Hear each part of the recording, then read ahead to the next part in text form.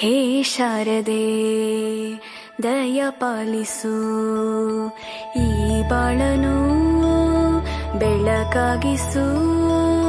ಹೇ ಶಾರದೆ ದಯ ಪಾಲಿಸು, ಈ ಬಾಳನು ಬೆಳಕಾಗಿಸು.